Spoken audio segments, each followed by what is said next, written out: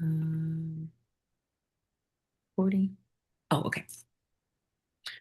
Hi, CL. I'm really glad that you came in today. I just want to take the time to just let you know that it takes a lot of courage and strength for someone to make this first step. And I just want to let you know that this is your space. I just want you to feel as comfortable as possible. And I just want to let you know a few things up front just so you can know what to expect from our meeting on today. I want to start off by talking about the confidentiality. I want you to know that everything that you share with me in this moment is safe. It is private. I will not go back and tell anybody. And there are a few exceptions. I want to let you know that if it has anything to do with your safety, someone else's safety, or if there's any active situations involving abuse, I do have to report that as a mandated reporter. And but other than that, I just want to be here for you and to assist you and help you. Um, if something like that ever comes up, any of those three situations, I will always come to you about it first and talk to you, and then we'll move forward with the next steps together. Am I making sense? Does that make sense? That makes sense. Yeah, that's fine. All right. And I also want to let you know that there is no pressure here. You can share as little as you would like, or you can, of course, share as much as you would like with me. I just want you to be comfortable and just feel safe. There are no right or wrong answers, there are no right or wrong questions. And of course, you will not be judged about anything that you say with me. Um, does that make sense as well? Yeah, that makes, I appreciate that. Okay. All right. So, what brings you in today? What's been going on? Yeah, I feel like I mean, I've been overwhelmed lately and everything is piling up and I feel like I just need some help at this point. And I don't really know where else to go or where to turn to yet at this point. Okay. Well, I want you to know that you made the right call by coming here, and being overwhelmed but still showing up takes a lot of strength. And, I know sometimes that doesn't always feel that way, but it is strength. And that is something that I want you to recognize and hold within. And I have a question I want to ask. If you could tell me like a little bit more about what's going on. What does being overwhelmed look like for you on a day-to-day basis? Um, I've been struggling a lot with like how I feel about myself and I want to say like my eating habits. They're honestly been getting worse. And it feels like I can't really get out of my own head sometimes either. That sounds really, really exhausting. And I understand what it feels like to feel stuck in your own thoughts. And I know that feeling stuck in your own thoughts while struggling with your body, um, that can be tough. That can be very tough. What or what would you say concerning your eating? Um, when you talk about your eating habits and how they are getting worse, can you help me understand a little bit more about that? Like, what does that look like for you? Like, what is a typical day for you when it comes to eating? Yeah, I don't really eat much. I skip a lot of my meals and sometimes like a whole day will go by and I haven't eaten anything. And when I do eat, I kind of feel like some sort of that guilt after like I did something wrong or something. Yeah, okay. I hear you. So, just to recap, I'm understanding that when you say eating regularly has become very difficult for you, and when you do eat, you feel guilty after. And instead of feeling nourished and full and happy after you eat, you feel negative feelings. So it sounds like that guilt carries a lot of weight and is very heavy for you. Would you say that? Yeah, I feel like um I feel like it's something I don't deserve to eat. And I'm like, I'm not worth it. And I know like other people they they deserve to eat food and they deserve care, but I don't really feel like I do. Well, I'm very sorry to hear that. That sounds very, very heavy and heavy to carry. And I want you to know that this belief, um, it doesn't, the belief that you have, that you don't deserve to eat something, um, that's not true. You do deserve the basics of food. And I want you to know that I hear you and that I see you, and I don't take anything that you have said lightly. Um, but I know the thought of that it sounds painful. Can you tell me more about when those thoughts started for you, the thoughts of you feeling guilty when it comes to eating? When did that start for you?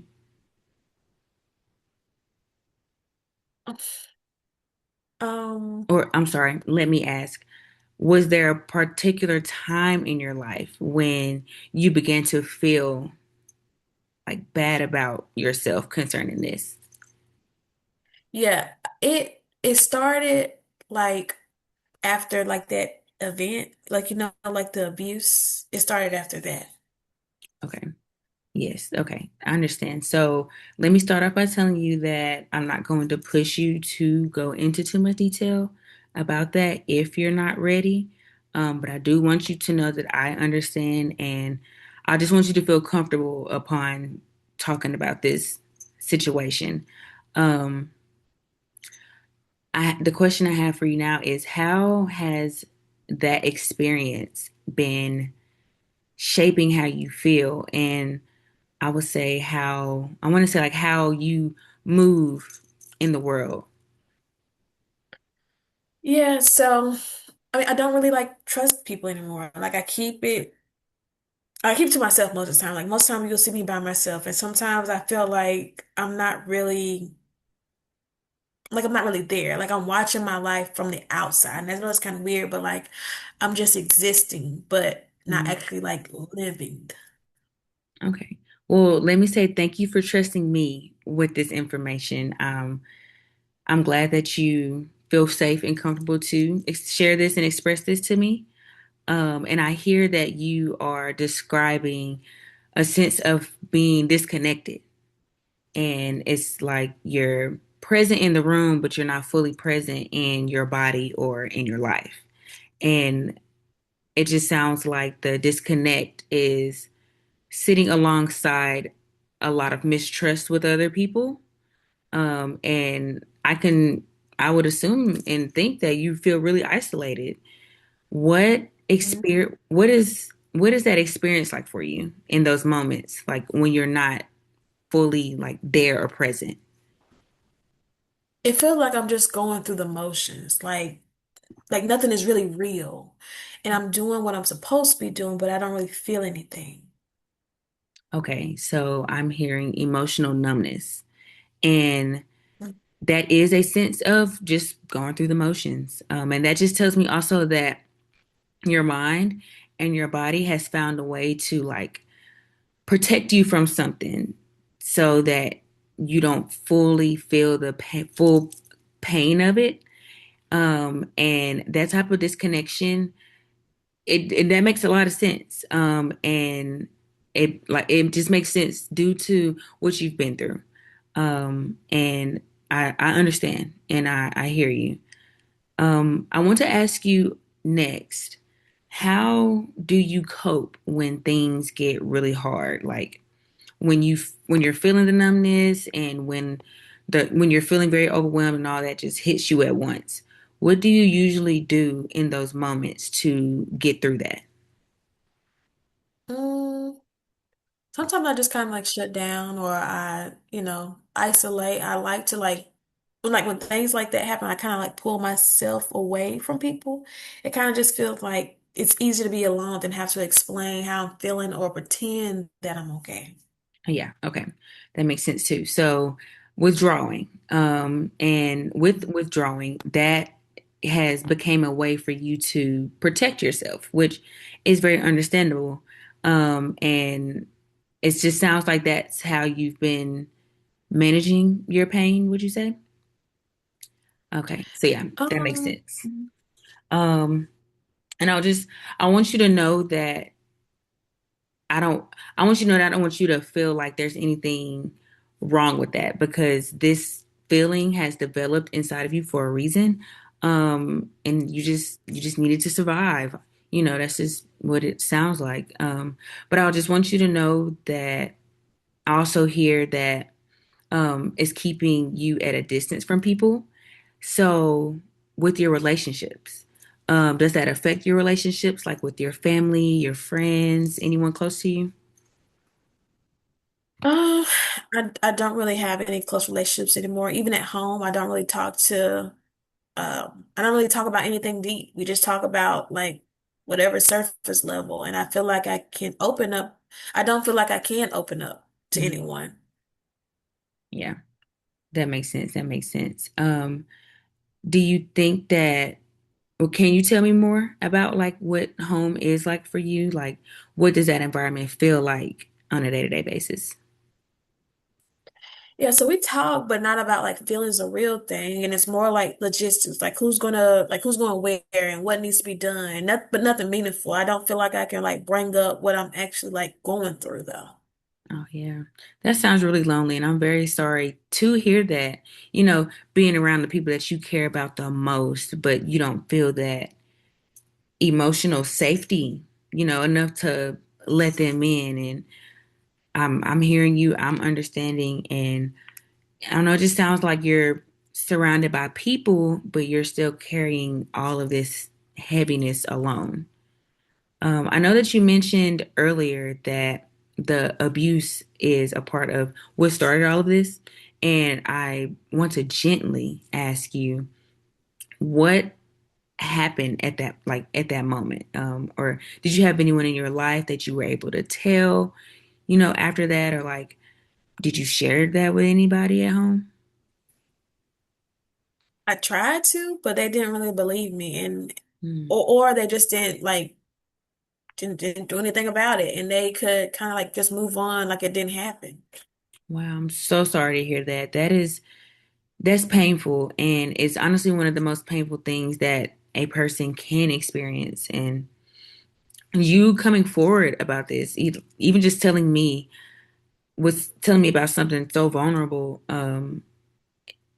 that's powerful. And I'm sorry that you were just met with so much, you know, disbelief or silence. Um, that I don't know. I know that can just I know that can just open up another wound. Like that's one wound, but not being heard or believed is that can open up another wound. Let me tell you, I want you to know that I believe you, and what happened to you was not okay, and you deserve to be heard. You deserve to be protected. You deserve to be advocated for, and the people around you should have made sure that you know that situation was handled responsibly, legally. You know, it wasn't your fault. I want to let you know that that was not your fault, and I'm very sorry that your family members didn't tell you that. May I ask, how did it affect you when they didn't respond the way that you needed them to? Mm, it made me feel like I didn't matter, and like my pain like wasn't real enough or wasn't important enough. Like I was actually, it made me feel like I was the problem. Yeah, that's very understandable. And when the people around you, when they're supposed to protect you and they don't, we often turn that pain inward and we start to believe that like we're the ones that's broken. And when really the system has failed you, unfortunately. And again, I just want to let you know that you were not the problem. And you know, you are a person in pain and you do deserve to be supported. So I want to start like connecting these experiences and just with the abuse itself, and then like you not being believed, this I know this left you with some really deep beliefs about yourself. And I know you're probably thinking like, you don't matter. And like you said, you don't feel like, you're worthy and everything. And that you probably thinking that your feelings are not important. But does that sound like some of the things that runs through your head sometimes? Yeah. Like exactly like those thoughts are there like all the time. Like it's almost like background music almost, and I just can't really turn it off. Yeah. And so when those thoughts are the loudest, how do you show up for yourself, or how do you show up in your behavior? For example, like what happens with eating or with being around people when those thoughts are like really active? Um, it's like that's kind of when I don't eat. Like I definitely don't eat around that, and I pull away completely. And it's like like those thoughts tell me like I don't deserve anything good, so I just stop trying. Okay. Yeah. Yeah. So those are the thoughts that are driving your behavior. So, like, they're telling a story about what you deserve, and your actions follow that story. And that is an important connection that, you just made right there.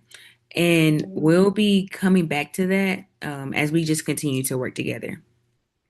I know that I want to discuss something else with you. I want to shift the moment and ask about a few things in your life that do bring you some comfort, even if it's just a little bit.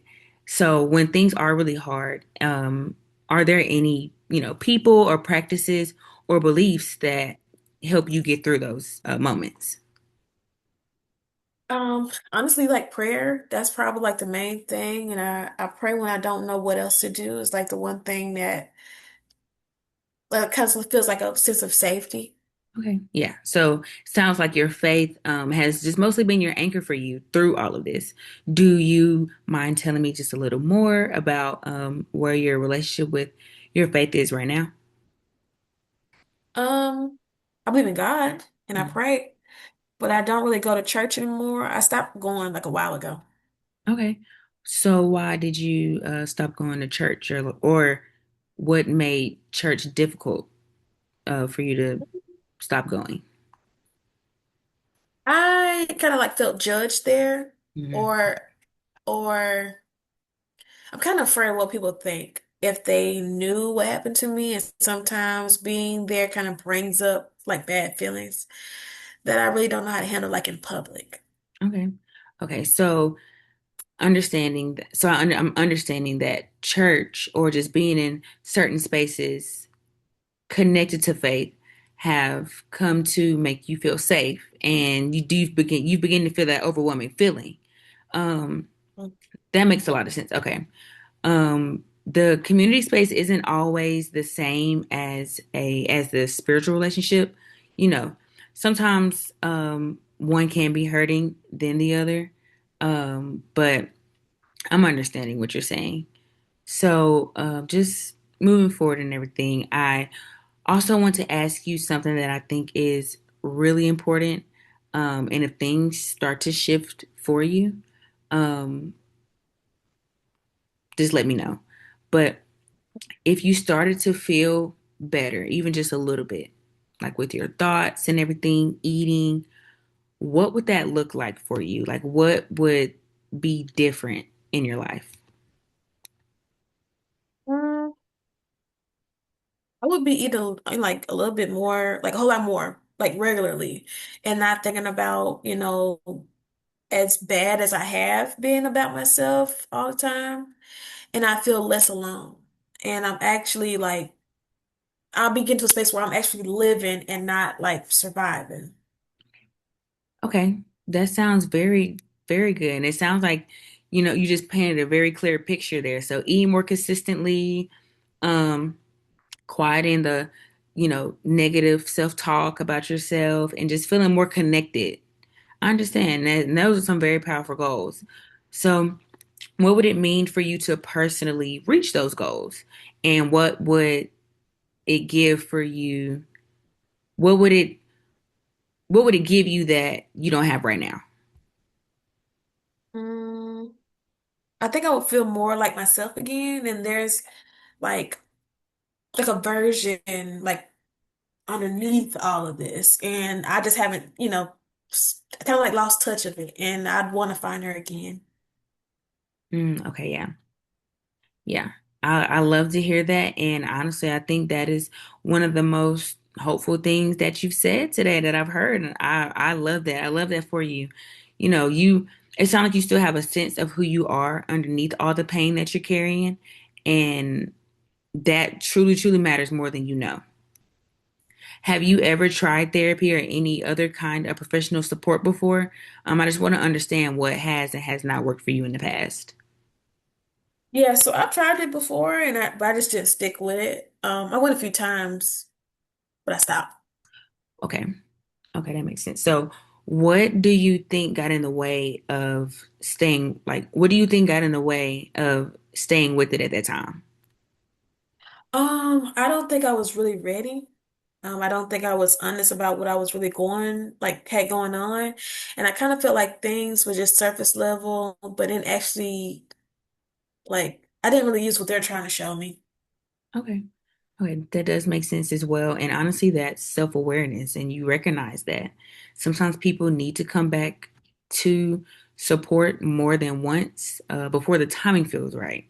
And what do you think the timing feels right for you now, or what feels different for you in this time frame? Honestly, I feel like I'm just like ready to change and I can't keep doing this. And I was kind of like tired of feeling this way, so something has to give. Okay. And that's very important. I love that you have said that. And like I said, I am here to help. It means that means something is in you that you're ready to change and you're ready to do something different, like you said. And that's major. I love that for you. So I just want to say before we wrap everything up, just before we wrap the main part of the conversation up, I just want to take the moment to reflect back on a couple things that I noticed. Um, Understanding that you have been through a tremendous amount of pain, and the pain started with something that was done to you, that you did not deserve, and you've been carrying this weight for a while, um, but you're here. You're here with me, and you were honest with me today. You were vulnerable. You were open, and you said a lot of difficult things out loud today, and that takes strength. And I'm very proud of you. I just want you to know that. Um, I don't always feel strong, but I appreciate that. Thank you. And that's okay. You're welcome. That's okay. Strength doesn't always feel strong from the inside. Um, and but we're taking those steps. And we'll get there. So just before we move into our debrief, is there anything else that you would like for me to understand about anything that you're going through that we didn't touch on, that feels important to you? Um, I just kind of like want to feel better. Like I'm tired of waking up every day feeling like this, and I really do want my life back. Okay. Yeah, I hear you, and I hear that you're tired and you want more than what you've been living with, and we will work towards that. We'll do that together, in this safe space here. And you just know that you don't have to do that alone anymore. Yeah, thank you. And I already feel kind of like better just talking. That's good. I'm really glad to hear that. I'm glad that you feel a sense of relief, and I want you to hold on to that. And we'll build on that. So let's take a short moment and then we will talk about what comes next. Um, let me